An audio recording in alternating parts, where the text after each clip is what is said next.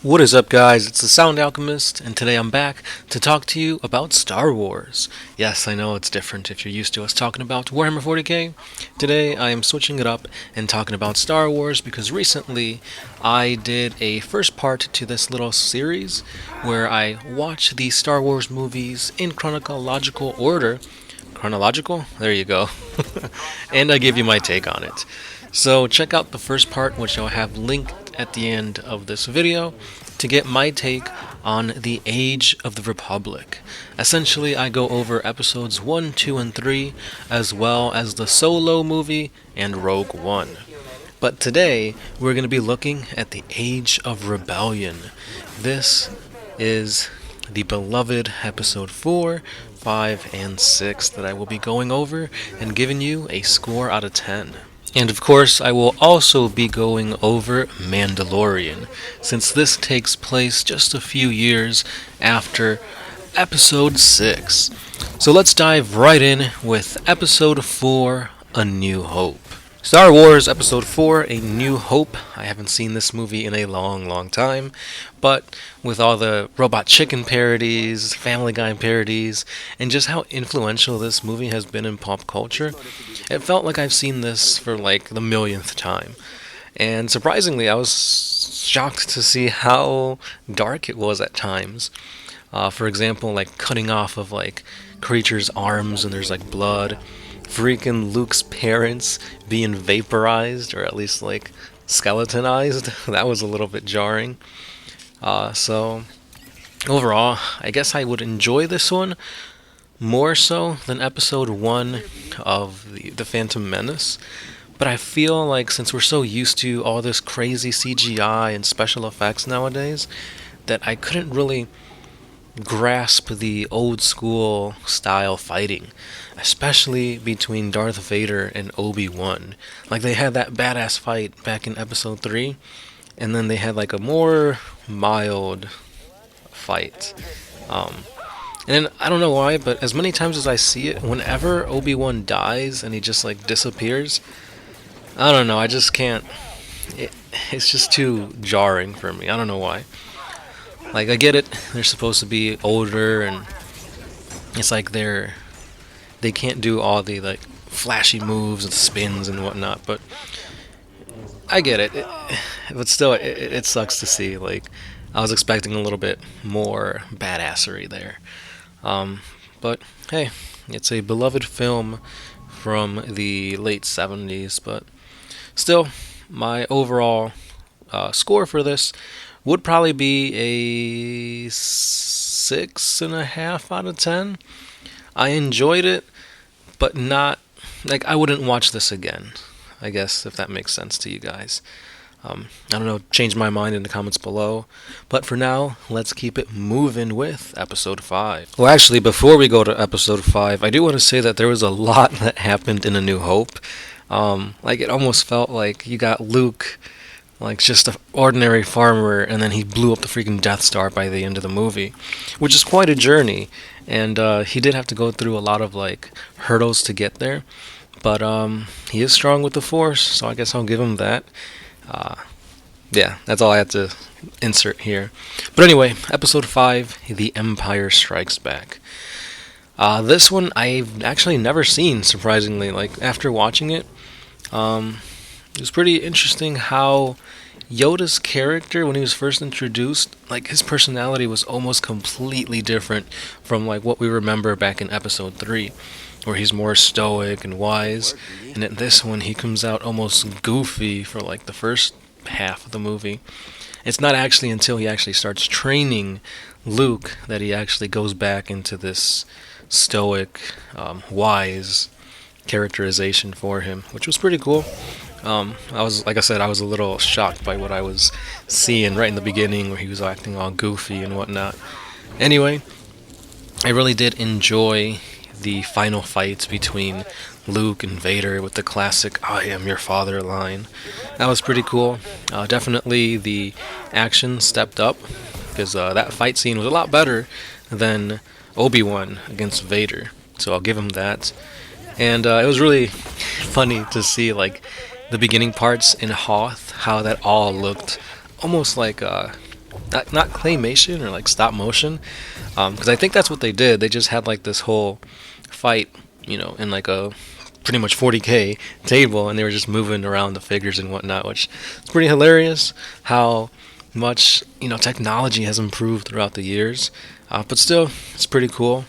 I remember, I don't know why, but like the scene in Civil War when Spider-Man's like, oh, they did the things with the AT-ATs with like wrapping them around the legs, kind of what they did to Ant-Man. So I thought about that during that fight. But this was a very good movie. Definitely, I'll give this a 7 out of 10. It's not quite an 8 or a 9. It's still enjoyable, but there are some segments where I'm just kind of just sitting there like, I won't say bored, but just expecting more. So, Episode 5, Empire Strikes Back. It's getting better. Hopefully, with Episode 6, I could give it a higher rating. But with this one, I'll give it a straight 7 out of 10. So I just finished watching Episode 6, Return of the Jedi, and I loved it. Well, I think love's a little bit too strong of a word. I really enjoyed it. There you go. I had to tone it down a bit. Out of all the movies for the Age of Rebellion, this one is hands down the best one. It's the most polished looking. It really captivates you, which I was shocked because obviously the first part has to do with Jabba the Hutt, and it was strange yet satisfying to watch. It felt like I was watching the Muppets, but in the DC universe, because it's all like dark and gritty, and the Rancor, and freaking Jabba over here with like his slaves and eating nasty things. It was weird, but it kept my attention, and I really liked how Luke was introduced as an instant badass in this. He came up with a plan, and he knew how to execute it, and he knew his way with a lightsaber, which he got off screen. I think the comics do go over how he got his lightsaber, how he built it, and all that, but for the longest time, I'm pretty sure people had to like just fill in the gaps with their imagination as to how Luke got the green lightsaber. Anyway, the best part of this movie, hands down, is the Ewoks. They were essentially the baby Yoda of that generation of Star Wars movie. They're cute, and I was cracking up because I was watching the movie with subtitles, and it says they were speaking Ewokese. I don't know why that was so funny to me. But yeah, these guys are adorable. The one thing that I will say I didn't like about, I guess in general, all Star Wars movies, but I noticed more in this one, is that there's very, very silly deaths. Like people die literally just by falling. Or they die because of the Ewoks' spears and bow and arrows and rocks. It's like these troopers have armor. Like, what's the armor really even there for if they're gonna die by tripping and falling or getting hit with a rock? Like, come on. It's just, I mean, I guess you could argue that, like, why even use blasters when they're horrible at aiming? Like, you might as well just shoot with your eyes closed because a blaster is just that bad. Anyway, the one thing that also I hated is that anytime somebody falls into a hole or like dies off screen, they're not really dead. Freaking Palpatine at the end, where Vader just picks him up and throws him. It's like, oh, he's dead, he's gone, nothing to worry about. No, they always come back. Well, I take that back. R.I.P. Mace Windu. He was thrown out the window and we never saw him again. I haven't read anything in the comics that says that he survived this. I wouldn't be surprised if he did, since Mace Windu is a badass. But anyway, talking about fights, let's continue with that Luke and Vader fight. It was enjoyable. You had the turmoil of emotions, Luke knowing now that Vader's his father, fighting his father but still trying to get pushed by Palpatine, while Vader is fighting within himself if he wants to, repent for his sins. And I'm surprised that Palpatine, as strong as he is at sensing the Force and all that, he couldn't sense that Vader was changing sides on him. And that ultimately led to his downfall. But Now we know that Palpatine obviously isn't dead, since in the new Star Wars movie, you could hear his laugh in the trailer. But anyway, hands down, the best part of this episode was at the very end, where everybody's celebrating. There's an Ewok doing a cartwheel. That's it. That's all you have to give me, and I would be content. And I am. An Ewok doing a cartwheel is the next best thing anybody can ever ask for after Baby Yoda. But the one thing that I'm going to ask you guys, hopefully you can answer it in the comments below, is at the end where you see Force Ghost Obi-Wan and Yoda, you see Force Ghost Anakin. What happened in the original version? Because obviously they didn't cast, I forget his name, but like the actor who played Anakin during the prequels. So was he not there? I don't know. I know I could probably look it up online. But yeah, just let me know what exactly transpired with that. And yeah, overall, it was very enjoyable.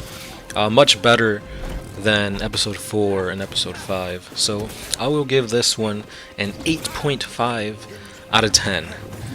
So looking back at just these 3 movies, I ended up giving episode 4 a 6.5, gave episode 5 a 7 out of 10, and I gave episode 6 an 8.5. So overall, this Age of Rebellion gets a 7 out of 10, which I enjoyed it just 1 point more than the Age of the Republic. So if you want to see my review on that, check out the video that's going to be linked at the end of this video, so you can see what I thought about episodes 1, 2, and 3, as well as Solo and Rogue One. But before I end this video, there is one more thing that I need to talk about. Right after the events that transpired from Return of the Jedi comes a really great show. And that show is currently airing right now on Disney Plus, and it is none other than The Mandalorian.